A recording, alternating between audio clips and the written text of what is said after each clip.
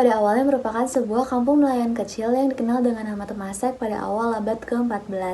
Nama Singapura sendiri berasal dari bahasa Sanskerta, Singha yang artinya singa dan pura yang berarti kota, yang jika digabungkan, kedua kata tersebut memiliki makna kota singa. Pada awal abad ke-19, Singapura mulai menjadi pusat perhatian dari pemerintah kolonial. Sir Stamford Raffles dari British East Indies Companies mulai menginginkan Singapura untuk menjadi pos perdagangan Inggris. Pada 1824, Inggris secara resmi mengambil alih Singapura dari pemerintah Belanda melalui sebuah perjanjian, dan pada 1867, Singapura secara resmi menjadi bagian dari koloni mahkota Inggris. Singapura sempat bergabung dengan Federasi Malaysia pada tahun 1963, tetapi kemudian keluar untuk mendirikan negara sendiri pada tanggal 9 Agustus 1965. Baik teman-teman, pada bagian ini saya akan menjelaskan tentang bentuk dari negara Singapura. Jadi Singapura sendiri itu menganut bentuk negara kesatuan atau yang biasa disebut unitary state, yang artinya kedaulatan negara berada pada tangan pemerintahan pusat dan tidak terbagi ke daerah-daerah tertentu seperti pada negara federal. Dalam sistem ini, pemerintahan di Singapura itu bersifat terpadu, sehingga seluruh urusan kenegaraan itu diatur dan dikendalikan langsung oleh pemerintahan pusat. Dan tidak ada pembagian kekuasaan ataupun kedaulatan politik kepada wilayah-wilayah tertentu. Kemudian, pembagian wilayah di Singapura itu dilakukan untuk kepentingan administrasi saja, dan misal kayak pengelolaan kota, distrik, ataupun sistem transportasi. Namun wilayah-wilayah mereka itu tidak memiliki otonomi politik seperti wilayah di Indonesia ataupun provinsi di Indonesia. Alasan utama Singapura memilih bentuk negara kesatuan itu karena negara mereka itu kan luasnya, wilayahnya termasuk kecil ya. Jadi kebijakan pemerintah itu bisa diterapkan dengan lebih cepat, efisien, dan juga lebih seragam untuk di seluruh bagian negara. Baik semuanya, di sini saya akan menjelaskan dua hal, yaitu bentuk pemerintahan negara Singapura dan juga sistem pemerintahan negara Singapura. Negara Singapura itu menganut bentuk pemerintahan republik.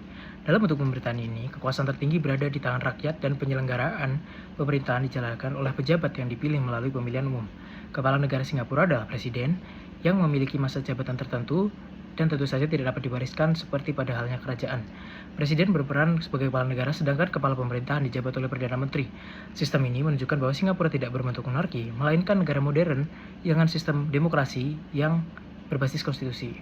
Lalu yang kedua adalah sistem pemerintahan negara Singapura yang berbentuk parlementer, yang diwarisi oleh tradisi Inggris. Dalam sistem ini, kekuasaan eksekutif dijalankan oleh Perdana Menteri dan Kabinet yang bertanggung jawab kepada parlemen atau legislatif. Perdana Menteri dipilih dari partai politik yang memperoleh suara mayoritas dalam pemilu parlemen. Selanjutnya kita bahas tentang sistem kekuasaan negara Singapura.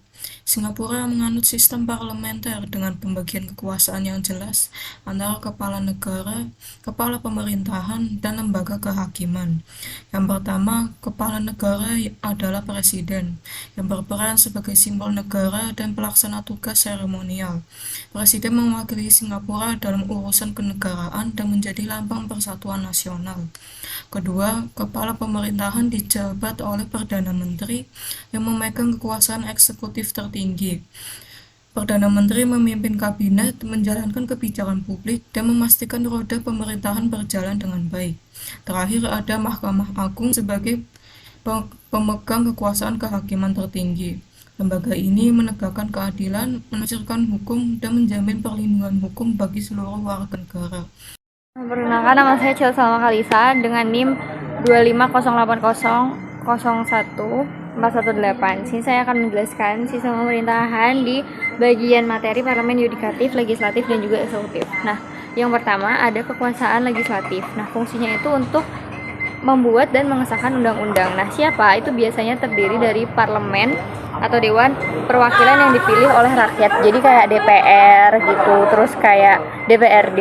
Nah, gitu. Nah, tugas utamanya itu merumuskan kebijakan. Terus habis itu mereka juga mensurvei lapangan ke masyarakat gitu, apa aja yang harus dibenahi tentang undang-undang ini, dan juga nanti mengelola kebijakan itu menjadi dasar pengelolaan negara. Terus yang kedua ada eksekutif. Nah, fungsinya tuh melaksanakan undang-undang dan kebijakan yang telah disetujui legislatif. Nah, itu biasanya terdiri dari presiden, perdana menteri, pemerintah dan juga sejenisnya.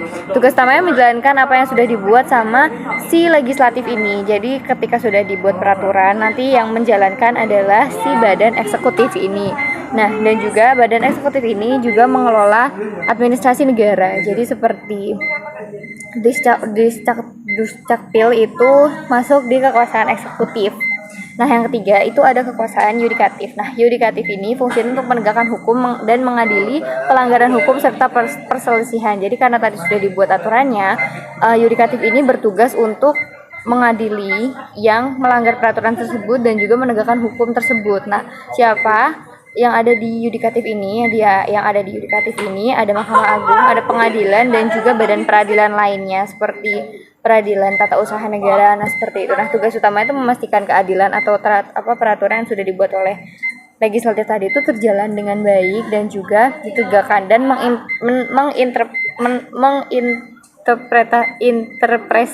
interpretasikan undang-undang. Nah, jadi yudikatif ini lebih ke si eksekutornya dari undang-undang atau aturan-aturan yang sudah dibuat. Nah, kenapa penting di tiga kekuasaan ini? Karena pembagian itu mencegah penumpukan kekuasaan pada satu pihak dan juga menjaga keseimbangan semua fungsi negara pemerintahan tuh yang efektif begitu. Perkenalkan, nama saya Jelena Gracetina dengan NIM 25080105996. Dan hari ini di mata kuliah ilmu negara saya akan menjelaskan tentang gimana sih cara pemilihan sistem pemilu di Singapura.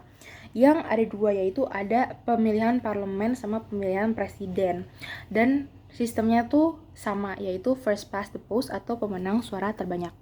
Kita mulai dari pemilihan parlemen. Nah, pilihan parlemen tuh diadakan setiap 5 tahun sekali dan dibagi dua.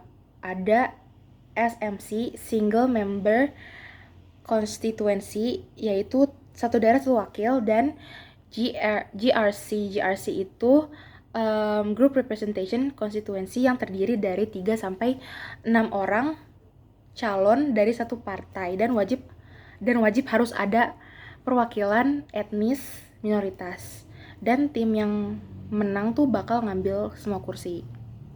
Nah, terus ada yang namanya tuh NCMP. Apa sih NCMP ini? Nah, NCMP ini Non-Constituency Member of Parliament. Nah, ini tuh untuk oposisi yang kalah tapi suaranya tetap tinggi, sama ada yang namanya NMP. NMP itu Nominated Member of Parliament, yang untuk warga non partai yang diangkat supaya tuh suara publik tuh tetap terdengar gitu. Jadi mereka tuh warga biasa yang gak bersama partai. Nah, terus untuk pemilihan presiden sendiri tuh diadakan setiap 6 tahun sekali.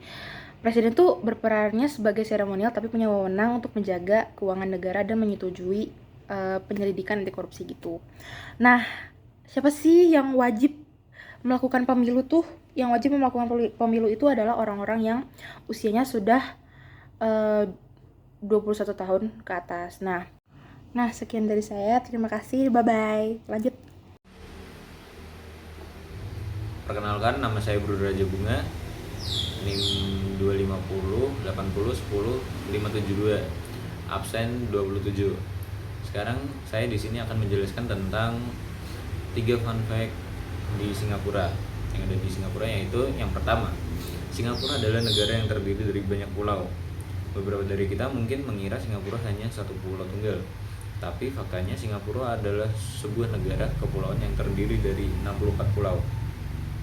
Yang kedua, Singapura memiliki air terjun indoor tertinggi di dunia.